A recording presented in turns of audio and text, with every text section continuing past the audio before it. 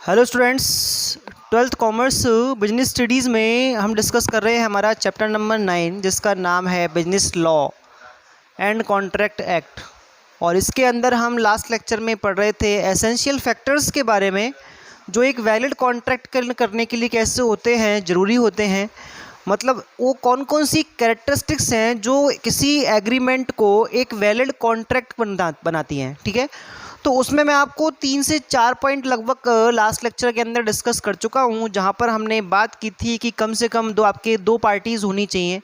इसके अलावा उनके बीच में एक एग्रीमेंट होना चाहिए। इसके अलावा उनके बीच में डिज़ायर होनी चाहिए कि उनको आपस में लीगल रिलेशंस क्रिएट करने हैं। और उनमें कॉन्ट्रेक्चुअल कैपेसिटी होनी चाहिए। कॉन्ट्रेक्चुअल कैपेसिटी किन लोगों में नहीं होती कि एक तो माइनर में नहीं होती, एक उस व्यक्ति में नहीं होती जिसका माइंड अनहेल्दी है, क्योंकि उसको सेंस के बारे में नहीं पता कि मैं जो कॉन्ट्रैक्ट करने जा रहा हूँ उससे मुझे क्या फ़ायदे हैं और क्या नुकसान है। इसके अलावा जो डिक्लेयर्ड पर्सन है, जो कानून ने, जो लॉ ने जिन लोगों को डिक्लेयर किया हुआ है, घोषित किया हुआ है कि भाई ये लोग क्या नहीं सकते, एक लीगल कॉन्ट्रैक्ट नहीं बना सकते, उन लोगों को भी यहाँ पे एलिजिबल नहीं माना गया है। ऐसी हम चर्चा कर चुके हैं। नंबर 5 पॉइंट पे हम बात करेंगे कॉन्सेंट के बारे में। ध्यान रखना है आपको एक चीज़ विशेष कि वैलिड कॉन्ट्रैक्ट के लिए आपके बीच में कॉन्सेंट होना ज़रूरी है। कॉन्सेंट का मतलब होता है सहमति। अब आप कहोगे सर सहमति के बिना तो एग्रीमेंट ही नहीं होगा, तो बेटा यहाँ पे परिवर्तन है, थोड़ा सा चेंजेस है। आपने जो पढ़ा है वो सहमति नहीं है, वो स्वीकृति है, तो उसको बोलते हैं आप एक्सेप्टेंस। और इन चीज़ों से बनता है आपका एग्रीमेंट। क्लियर? लेकिन हम यहाँ कॉन्सेंट की बात कर रहे हैं। कॉन्सेंट का मीन क्या है कि जो दोनों पार्टीज़ हैं उनको सेम सेंस में, सेम थिंग के बारे में उनका सेम सेंस होना चाहिए। सेम थिंग के बारे में सेम सेंस, यानी कि उनके जो बात समझ में आई है, आपस में जो प्रपोजल या एक्सेप्टेंस किया गया है, उसमें जो बात समझ में आई है वो किसी एक ही चीज़ को लेके होनी चाहिए और दूसरा एक ही अर्थ में होनी चाहिए। भाई जैसे अपन एग्जांपल ले रहे हैं कि एक व्यक्ति है और इसके पास 2 कार है। एक तो है मारुति 800 और एक है फिएट। ठीक है, 2 कारें हैं इनके पास। अब ए ने क्या किया, बी को प्रपोज किया इस बारे में कि भाई मैं अपनी कार आपको बेचना चाहता हूँ, और इसने प्राइस भी डिक्लेयर कर दिया कि मैं 2 लाख रुपए में आपको अपनी कार बेचना चाहता हूँ। तो यहाँ पर प्रपोजल जा चुका है और बी ने एक्सेप्ट भी कर लिया। यहाँ पर ए के माइंड में क्या है कि मुझे अपनी मारुति 800 का सौदा करना है, जबकि बी को ऐसा समझ में आ रहा है कि इसने फिएट के लिए बोला है। ठीक है, अब यहाँ पे अगर मान लो कल को ट्रांजैक्शन होता है और बी इस चीज़ को लेके कोई डिस्प्यूट बनाता है, कोई ऐसा इनके बीच में मतभेद होता है, तो यहाँ पर कोर्ट इस फैसले को क्या करेगा, इस पूरे के पूरे ट्रांजैक्शन को नल एंड वॉइड मानेगा, क्योंकि यहाँ पे उस कंटेंट को लेके, उस थिंग को लेके दोनों ही पक्षकारों के बीच में जो सेंस है वो कैसा नहीं है, सेम नहीं है। ऐसी कंडीशन में आपका जो एग्रीमेंट या आपके बीच में जो कॉन्ट्रैक्ट हुआ है उसको वॉइड माना जाएगा और उसको ख़त्म कर दिया जाएगा। मतलब पैसा पार्टी वापस ले लेगी और कार पार्टी वापस ले लेगी। तो इस कंडीशन में क्या होता है, यहाँ पर कॉन्सेंट जो होती है, उस कॉन्सेंट के थ्रू यहाँ पे इस तरह से आपके क्या होगा, लीगल कॉन्ट्रैक्ट किए जाएंगे। क्लियर? नेक्स्ट हम बात करेंगे नंबर 6 पॉइंट के बारे में।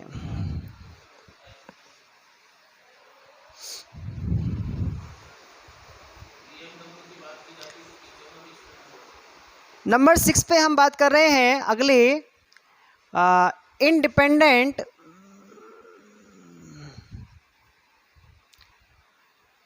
एक्सेप्टेंस ऑफ पार्टीज या फ्री एक्सेप्टेंस ऑफ पार्टीज, कुछ भी बात कर सकते हैं हम। फ्री एक्सेप्टेंस, फ्री कॉन्सेंट भी बोल सकते हैं। यहाँ पर हम बात कर रहे हैं पक्षकारों की स्वतंत्र सहमति के बारे में। पक्षकारों की स्वतंत्र सहमति जरूरी है, ध्यान रखना है आपको। एक वैलिड कॉन्ट्रैक्ट बनाने के लिए जो भी पार्टीज उस कॉन्ट्रैक्ट में इन्वॉल्व हो रही हैं उनके बीच में जो आपकी कॉन्सेंट है, जो उनकी स्वीकृति है, वो आपको उनसे फ्रीली लेनी है। मतलब किसी तरह का प्रेशर नहीं होना चाहिए। तो यहाँ पे जो फ्री आपकी जो कॉन्सेंट है वो किन कंडीशंस में नहीं हो सकती, उन कंडीशंस के बारे में यहाँ पे 5 आपको कंडीशन बताई गई हैं। नंबर फर्स्ट पे बात करेंगे हम कोर्सियन के बारे में, नंबर सेकंड पे बात करेंगे हम इंड्यू इन्फ्लुएंस के बारे में, नंबर थर्ड पे बात करेंगे हम फ्रॉड के बारे में, नंबर 5 पे बात करेंगे हम मिस रिप्रेजेंटेशन के बारे में, मिस रिप्रेजेंटेशन, और नंबर 5 पे बात करेंगे हम मिस्टेक के बारे में। इन पांचों चीज़ों से अगर आपकी जो कॉन्सेंट है वो अफेक्टेड है, ध्यान रखना है, अगर इन पांचों चीज़ों में से किसी एक से भी आपकी जो कॉन्सेंट है वो अफेक्टेड है तो उस कंडीशन में जो आपका कॉन्ट्रैक्ट होगा वो नल एंड वॉइड माना जाएगा। इसलिए आपको यहाँ पे ध्यान रखना है कि एक वैलिड कॉन्ट्रैक्ट के अंदर जो भी पार्टी उस कॉन्ट्रैक्ट में इन्वॉल्व्ड है उनकी आपस में जो म्यूचुअल कंसेंट है वो बिल्कुल फ्री होनी चाहिए, बिना किसी प्रेशर के। अभी यहाँ पे हम एक एग्जांपल ले लेते हैं। जैसे मैं बात कर रहा हूँ कोर्सियन के बारे में। कोर्सियन को हिंदी में उत्पीड़न कहते हैं। उत्पीड़न में क्या आता है?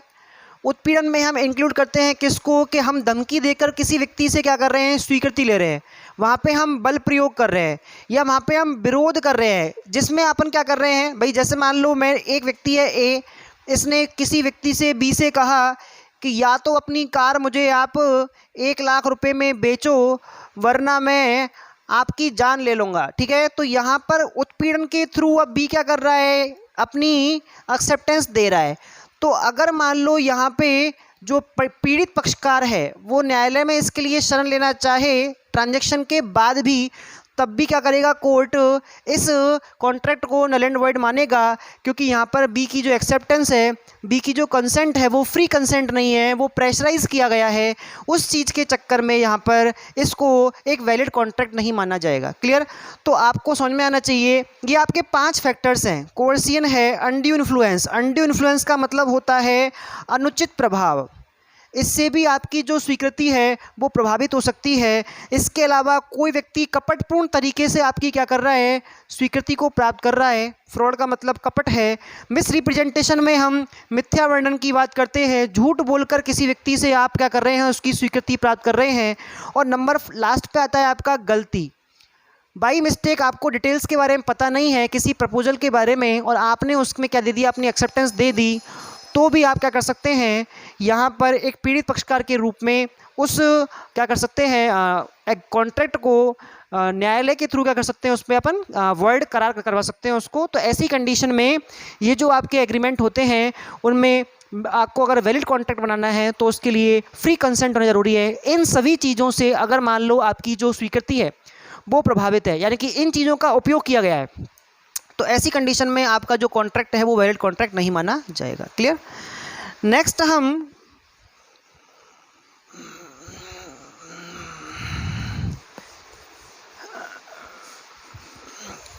नंबर 7 पे हम डिस्कस करेंगे लॉफुल कंसीडरेशन। लॉफुल कंसीडरेशन का मीन क्या होता है? लॉफुल कंसीडरेशन का मतलब होता है वैधानिक प्रतिफल। प्रतिफल का मतलब होता है बदले में कुछ ना कुछ, यानी कि आपने कोई काम किया या आपने कुछ पेमेंट किया तो उसके बदले में आपको कुछ ना कुछ मिलना चाहिए और वो लीगल मिलना चाहिए। क्या मिलना चाहिए? लीगल। अगर वो ऐसा लीगली आपको कुछ कंसीडरेशन मिल रहा है तो उसको हम क्या मानेंगे? एक वैलिड कॉन्ट्रैक्ट मानेंगे। जैसे मान लो एक व्यक्ति है, वो बाबा जी है, और बाबा जी ने क्या किया, ये कहा कि मैं अपने आशीर्वाद से आपको समृद्ध व्यक्ति कर दूंगा, इसके बदले में आप मुझे 501 रुपये दक्षिणा दें। तो एक पार्टी हो गई बाबा और एक व्यक्ति हो गया मान लो राम, और राम ने 501 रुपये दे दिए किसको? बाबा को, और बाबा जी ने केवल हाथ दिखा के आशीर्वाद दे दिया। तो यहाँ पर जो प्रतिफल है वो एक वास्तविक प्रतिफल नहीं है, और अगर मान लो समृद्धि नहीं आई तो फिर बाबा जी जो है इनके साथ किया गया कॉन्ट्रैक्ट नल एंड वॉइड माना जाएगा और 501 रुपये कोर्ट के आदेश पर राम को वापस लौटाने पड़ेंगे। या फिर आप क्या कर सकते हैं, किसी भी तरह का कोई ऐसा कॉन्ट्रैक्ट कर रहे हैं जिसमें प्रतिफल आपका अवैध है, भाई आप किसी व्यक्ति को मार के उसके बदले में किसी व्यक्ति से पैसे लेना चाहते हो, तो ऐसी कंडीशन में यहाँ पर जो एग्रीमेंट हुआ है वो कैसा है, आपका लॉफुल कंसिडरेशन वाला नहीं है। इसलिए आप यहाँ पर प्रतिफल को अवैध मानते हुए एक वैध अनुबंध नहीं मानेंगे, एक वैलिड कॉन्ट्रैक्ट नहीं मानेंगे, यानी कि इस चीज़ को लेके आप न्यायालय नहीं जा सकते। क्लियर।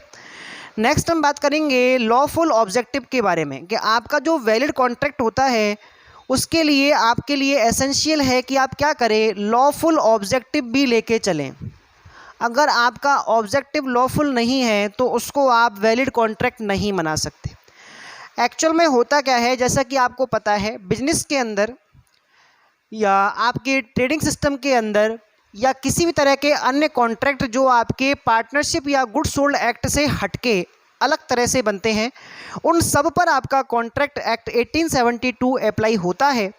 इसलिए हम ये मानते हैं उन सब से हटकर जितने भी आपके दूसरे टाइप के कॉन्ट्रैक्ट होते हैं उन सबको इसी श्रेणी में रखा गया है। हाँ, उनका जो पर्पज़ है, उनका जो ऑब्जेक्टिव है वो बिल्कुल कैसा होना चाहिए, लॉफुल होना चाहिए। लॉफुल का मीन क्या है, लॉफुल का मीन है कि ए और बी के बीच में मान लो कोई भी टर्म्स और कंडीशंस तय हुई और इसके आधार पर इनके बीच में अनुबंध हुआ जिसमें ए कोई काम करेगा बी के लिए और बी कुछ देगा ए को। इन चीज़ों को लेकर जो भी यहाँ पर बातें हुई हैं वो आपके पब्लिक के इंटरेस्ट के लिए होनी चाहिए, पब्लिक के कल्याण के लिए, भले के लिए होनी चाहिए।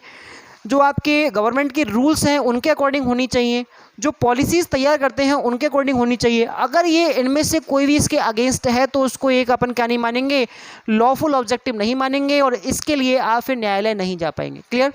तो ऐसी कंडीशन में यहाँ पर आपका जो ऑब्जेक्टिव है वो कैसा होना चाहिए, लॉफुल ऑब्जेक्टिव होना चाहिए।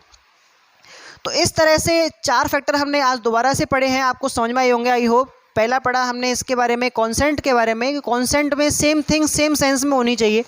दूसरा पढ़ा कि पक्षकार जो होते हैं, जो पार्टीज़ होती है एक कॉन्ट्रैक्ट के अंदर, उन सबके बीच में जो कॉन्सेंट है वो फ्री होनी चाहिए। फ्री कॉन्सेंट का मतलब प्रेशर नहीं किसी चीज़ का, डर नहीं होना चाहिए किसी चीज़ का। आप अपने मन से विवेक से अपने क्या कर रहे हो, फ्रीली किसी चीज़ के बारे में समझा रहे हो। इसके अलावा लॉफुल कंसिडरेशन होना चाहिए कि बदले में जो आप दें वो सरकार उसको कैसा माने, वैध माने। और आपका जो कॉन्ट्रैक्ट करने का ऑब्जेक्टिव है वो भी लॉफुल होना चाहिए, जिससे कि आपके किसी भी तरह के पब्लिक के वेलफेयर के लिए, पब्लिक के इंटरेस्ट के लिए आप काम करें। ये सारी चीज़ें अगर आपके फैक्टर्स चारों के चारों आपके जो आज आपने पढ़े ये एक कॉन्ट्रैक्ट में है तो उसको आप एक लीगल कॉन्ट्रैक्ट मानेंगे, वैलिड कॉन्ट्रैक्ट मानेंगे। क्लियर। तो आज के लेक्चर में केवल इतना ही। नेक्स्ट लेक्चर में आगे बातें करेंगे हम दूसरे फैक्टर्स के बारे में। ठीक है, थैंक यू।